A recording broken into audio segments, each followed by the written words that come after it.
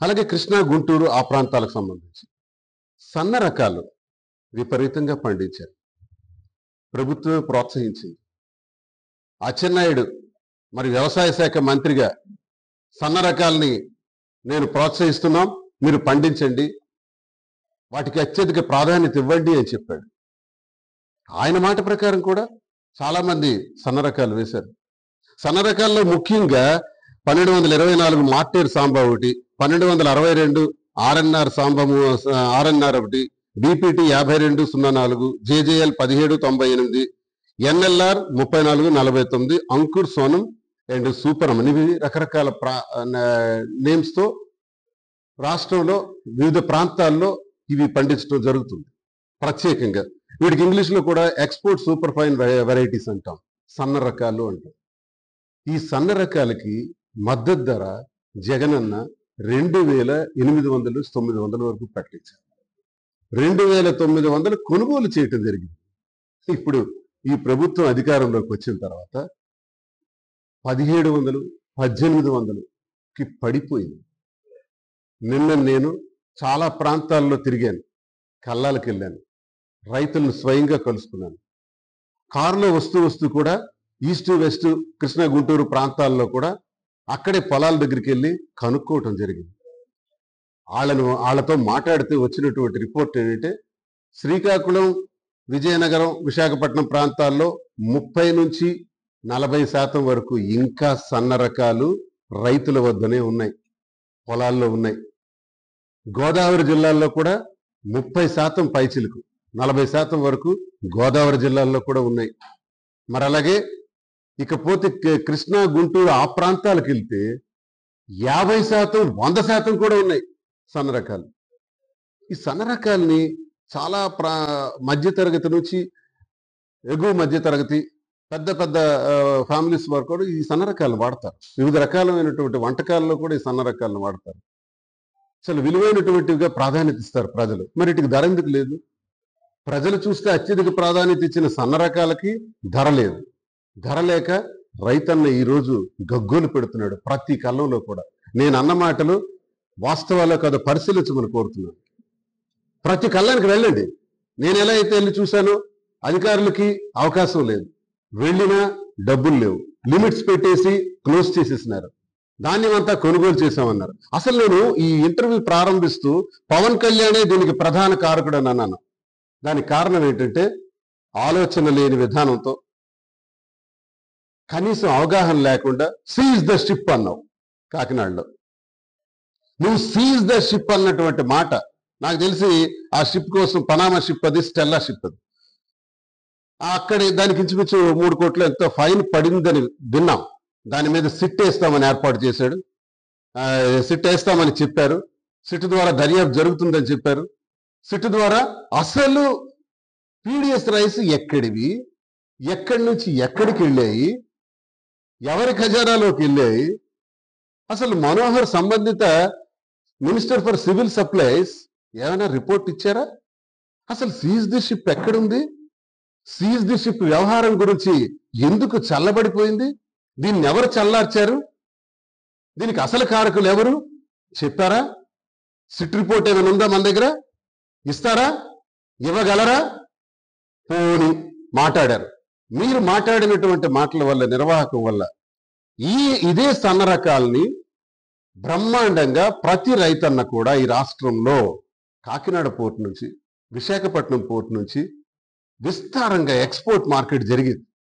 ప్రభుత్వం కొనుగోలు చేయగా మిగిలిన ధాన్యాన్ని, ముఖ్యంగా ఈ సన్న రకాలని ఎక్స్పోర్ట్ మార్కెట్ బ్రహ్మాండంగా ఉండేది.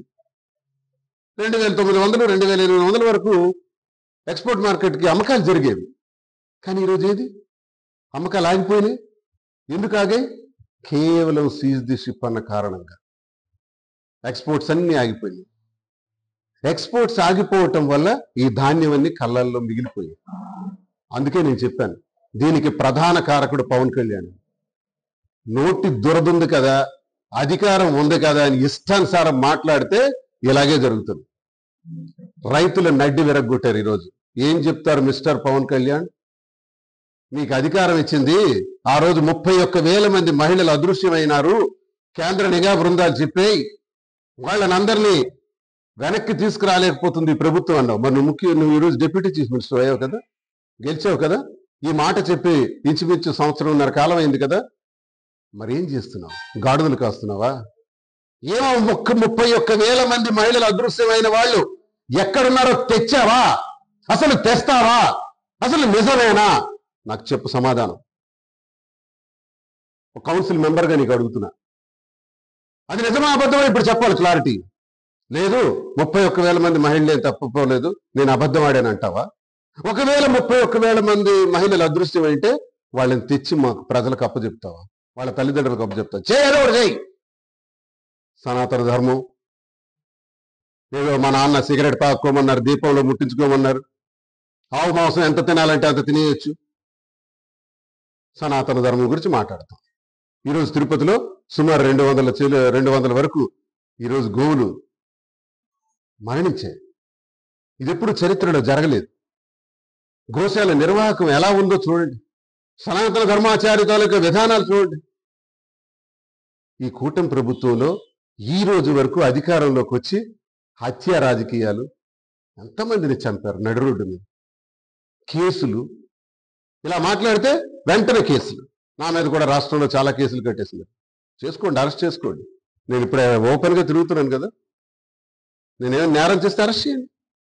అడగటమే తప్పు అయితే, ప్రజాగొంత మాట్లాడటమే తప్పు అయితే అరెస్ట్ చేయండి. ఎందుకు లేట్ చేస్తున్నారు? నేనేమైనా అవినీతి చేశానా, అక్రమాలు చేశానా, భూదందాలు చేశానా, అధికార దుర్వినియోగం చేశానా? తీయండి. ఊరికే చెప్పడం కాదు, ఇది లోపల వేయాలి. అయ్యండి అయ్యా, నేనేం తప్పు చేశానో తీసి వెయ్యండి అయ్యా. అడిగితే వేస్తారా? ప్రశ్నిస్తే వేస్తారా? కౌన్సిల్ మెంబర్గా నాకు అర్హత లేదా? ప్రజాగొంత మాట్లాడి ప్రతిపక్షం నుంచి మాట్లాడే అర్హత మాకు లేదా? ఎలాగో జగన్మోహన్ రెడ్డి గారికి ప్రతిపక్ష హోదా ఇవ్వమంటే ఇవ్వలేదు. ఆయన మాట్లాడతారని మీకు భయం. ఆయన బడ్జెట్ మీద వేసిన ప్రశ్నలకు సమాధానం చెప్పరు. ఒక్కడు కూడా రియాక్ట్ అవ్వలేదు, కౌంటర్ ఇవ్వలేదు. ఈరోజు మా గొంతు నొక్కి మాకు జైల్లో వేయాలని చూస్తున్నారు. ప్రతి ఒక్కరికి కూడా జైలు వేస్తే జైల్లో భయపడేది ఎవరు లేరు, అదిరేది బెదిరేది ఎవరు లేరు ఇక్కడ. మరి ఇక్కడ చూస్తే ఆ వ్యవసాయ శాఖ మంత్రి చాలా దుర్మార్గంగా ఒక్క ఎకరాకైనా నువ్వు సాగునీరు అందజేసావా? కబుర్లు చెప్పావు కదా, 16 లిఫ్ట్లు ఇచ్చామని చెప్పారు కదా, ఒక్క ఎకరాకు సాగునీరు అందజేస్తున్నారా? ఆరుతడి పంటలకు మీ సమాధానం ఏంటి? ఏమంటే పలాసలో ఎయిర్పోర్ట్ కడతాం, సొంత బొమ్మాళ్ళ దగ్గర ఎయిర్పోర్ట్ కడతాం. అసలు శ్రీకాకుళం జిల్లాలో కళింగపట్నంలో ఎయిర్పోర్ట్ కడతామని ఎప్పుడో చెప్పారు 30 సంవత్సరాల క్రితం. అది విడిచిపెట్టేసి ఇప్పుడు ఇక్కడ కడతాం, సొంత బొమ్మాళ్ళ దగ్గర కడతాం, లేదా ఇది ఎయిర్పోర్ట్ ఏమైనా బస్ స్టాప్ నమ్మడానికి పెట్టానన్నావు. మన సొంత బొమ్మాళ్ళన్నా ఇప్పుడు కేంద్ర మంత్రి మాట్లాడుతున్న మాటలు ఈ పలాసలో అంటారు. నిన్నటికి నిన్న అంటాడు గోవాలా చేస్తానని. గోవా అన్నటువంటి ప్రాంతం ఏర్పాటై నేటికి 100 సంవత్సరాల చరిత్ర ఉంది. బ్రిటిష్ కాలం నుంచి దానికి ఒక చరిత్ర ఉంది. మళ్ళీ భారతదేశంలో రెండో గోవాను మనం చూడలేకపోయాం. ఎవడికి అమాయకుల్ని చేయాలనుకుంటున్నారు, ఎవడికి మోసం చేయాలనుకుంటున్నారు? అని గోవా చేస్తా. అరే మీకు దమ్ముంటే, మీకు శక్తి ఉంటే కేంద్ర మంత్రిగా కానీ రాష్ట్ర వ్యవసాయ శాఖ మంత్రిగా కానీ మీరేం చెప్పారు?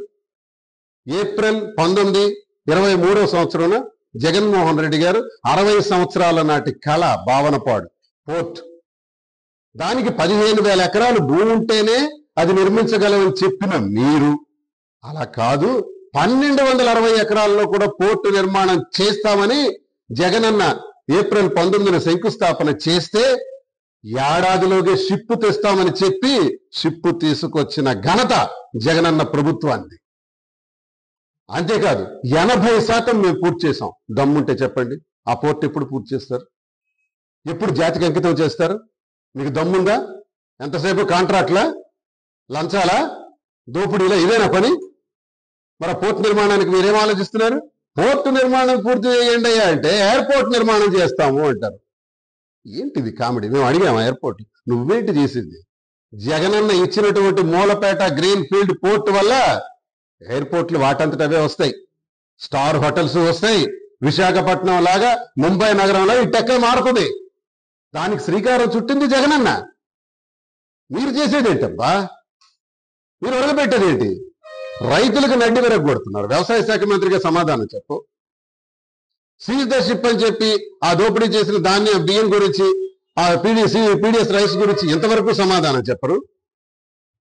దానివల్ల ఆ కష్టాల వల్ల వచ్చినటువంటి ఇబ్బందుల్లో ఎక్స్పోర్ట్ మార్కెట్ ఆగిపోవటం వల్ల సన్న బియ్యాల అమ్మకం కాక నష్టపోతున్నటువంటి రైతులకు సమాధానం చెప్పవు.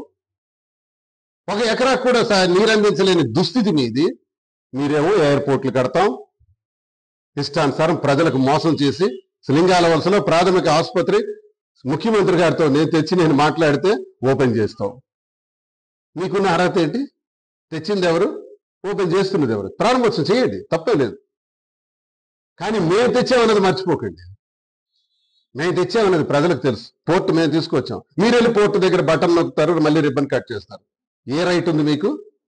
పోర్టు తెచ్చింది జగనన్న కదా. ఇలాంటి పిచ్చి పిచ్చి మాటలతో, చేతగాని మాటలతో సంవత్సరం కాలం గడిపేశారు. ఉన్నో 5 బడ్జెట్లు. వీళ్ళకు ఉన్న అవకాశమే కూటమి ప్రభుత్వానికి 5 బడ్జెట్లు. 5 బడ్జెట్లో 2 బడ్జెట్లు ఫినిష్ పూర్తయిపోయినాయి. ఇది 3 బడ్జెట్లు ఉన్నాయి. ఈ 2 బడ్జెట్లలో కూడా సూపర్ 6 పథకాల గురించి ఎక్కడ ఎత్తలా. మరి ఉన్న మిగతా 3 బడ్జెట్లలో మళ్ళీ ఎలక్షన్ వస్తుంది. ఎలక్షన్ సంవత్సరం ఏదైతే అవుతుందో అది మళ్ళీ ఓటాన్ అకౌంట్ బడ్జెట్ అవుతుంది. ఉన్న 2 బడ్జెట్లు ఎప్పుడు పెడతారు? ఎప్పుడు సూపర్ 6 అమలు చేస్తారు? ప్రతి నిరుద్యోగికి 20 లక్షల ఉద్యోగాలు ఇస్తామన్నారే, 3,000 ఇస్తామన్నారే, ఇస్తారా? నీకు 15, నీకు 15, నీకు 15, నీకు 15. జగనన్న అయితే 1 బిడ్డకే ఇస్తాడు, మేమైతే స్కూల్కి వెళ్ళి ప్రతి బిడ్డకి ఇస్తామన్నారే 15,000. ఎవరే? ప్రతి రైతన్నకు కూడా జగనన్న 13,500 ఇస్తామన్నాడు, నువ్వు 20,000 ఇస్తామన్నారే, ఇచ్చారా? దాని గురించి బడ్జెట్లో పెట్టారా? మహిళలకు ఉచిత బస్సు అన్నారే, ఎక్కడికి పోయింది? 19 సంవత్సరాల నుంచి 59 సంవత్సరాలు ఉన్న ప్రతి మహిళకు కూడా మీరు 1,500 రూపాయలు ఇస్తామన్నారే, మాట్లాడుతున్నారా? ఏంటి మోసం? 3 సిలిండర్లు అన్నారే, 36 లక్షల మందికి ఇస్తున్నామన్నారే మొదటి విడత. అసలు ఇచ్చారా? బడ్జెట్లో పెట్టారా? బడ్జెట్ బుక్స్ పూర్తిగా చదివి నేను అడుగుతున్నటువంటి ప్రశ్నలు. మీరు బడ్జెట్ అలకేట్ చేయరు. 2 బడ్జెట్లు తినేసినారు. ఏడాది కాలం పూర్తి అయిపోయింది. ఏమంటే అరెస్ట్ చేశాం, జైల్లో పెట్టాం, తొక్కాం, హింసించాం. దీనికి కాదు మీకు అధికారం ఇచ్చింది. మేము అలాగే అనుకుని ఉంటే, మా ప్రభుత్వ హయాంలో మేము అలాగ అనుకుని ఉంటే మీరు ఉండేవారా? మీరే కలకాలం ఉండిపోతారని అసలు భ్రమంలో ఉండకండి. మళ్ళీ వస్తాం. ఎంత ఇబ్బంది పెడుతున్నారో అంత ఇబ్బంది పడే పరిస్థితులు దయచేసి తెచ్చుకోకండి. ఇకనైనా పరిపాలన మీద దృష్టి పెట్టండి. మీరు చేసిన వాగ్దానాలను అమలు చేయండి. శ్రీకాకుళంలో మేమేమైతే ప్రారంభించామో అవి పూర్తి చేయండి దమ్ముంటే అని నేను ప్రశ్నిస్తున్నాను. ఇలాంటి చౌకబారు కబుర్లతో కాలయాపన చేస్తే ప్రజలు వద్ద తీవ్ర పరిణామాలు ఎదుర్కోక తప్పదని నేను హెచ్చరిస్తున్నాను ఈ కూటమి ప్రభుత్వానికి. బీజేపీ కూడా కూటమిలో ఒక భాగస్వామ్యంగా ఉంది. భాగస్వామ్యంగా ఉన్న బీజేపీ వారు ఇవన్నీ పరిశీలించాలని నేను కోరుతున్నాను. బీజేపీ నాయకత్వాన్ని వీళ్ళు ప్రజలకు మోసం చేస్తున్నారు. మోసం చేస్తున్న దానిలో వారు కూడా దీనిపైన హెచ్చరికలు చేయాలని, ప్రభుత్వ పరిపాలన గాడిలో పెట్టాలని, వాగ్దానాలను అమలు చేయాలని నేను ఈ కూటమిలో ఉన్నటువంటి బీజేపీ నాయకత్వాలను కూడా నేను కోరుకుంటున్నాను.